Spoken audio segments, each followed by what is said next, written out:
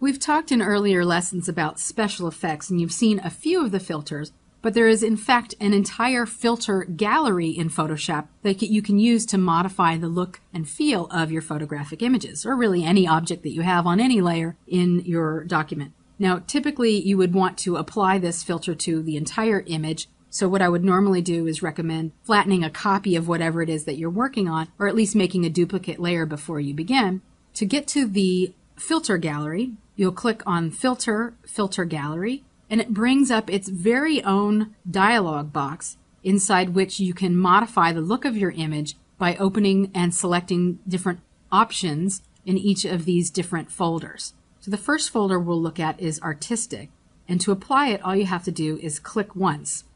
You can scroll through all of these different options, and as you notice, as I'm clicking each one, their options are updating on the right. So if you wanted to modify this one, you could adjust the stroke length and detail. With the smudge stick, it's slightly different options. So you're not stuck with the default. Also notice that as you click on these, there's a little visibility icon with the name of the selected option. You could actually apply more than one to an image by clicking this little icon at the bottom to add a new layer effect. Then whichever layer is selected, you can apply another effect to it until you find the one that you like. If you decide that you don't like a particular effect, all you need to do is select that little mini layer and click on the trash icon to remove it. Let's take a look now at the options in the brush stroke. And I'm just going to go through these quickly so you can have an idea in your mind of what each of these look like when it's your time to play around with it. The Distort has three options: Diffuse Glow, Glass, and Ocean Ripple. And remember, again, you can modify the settings off to the right. All of these sketch options will convert your color images into black and white.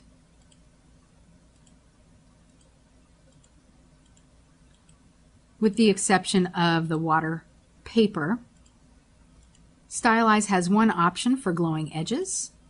And under Texture, you have 6 options.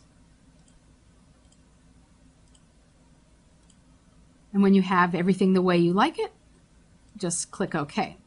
Now that permanently altered my original image, so I'm going to undo and talk about some of the other filters that are available, because not every single filter that is available is inside of the filter gallery.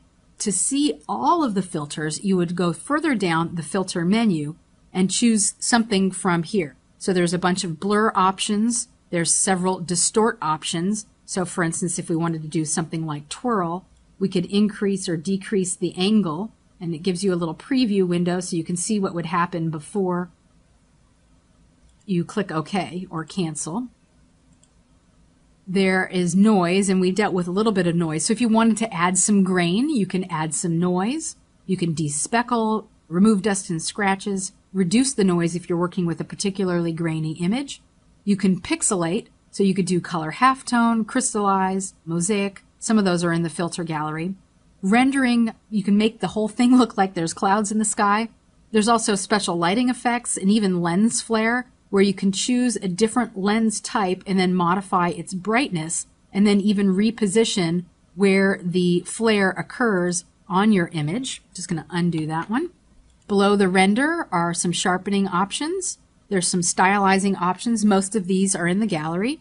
There's some options for working with video and a few other things for offsetting graphics. And then if you were going to embed a watermark in your images, you can use a Digimark service.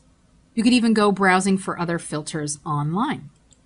Now, I mentioned that the filter gallery is destructive. You can, however, convert your image into a smart object first before you go into the filter gallery, which would turn any of the gallery's filters into smart filters. Now, we covered this in a previous lesson, but to convert any image into a smart object, just right-click on the layer in the Layers panel, choose Convert to Smart Object.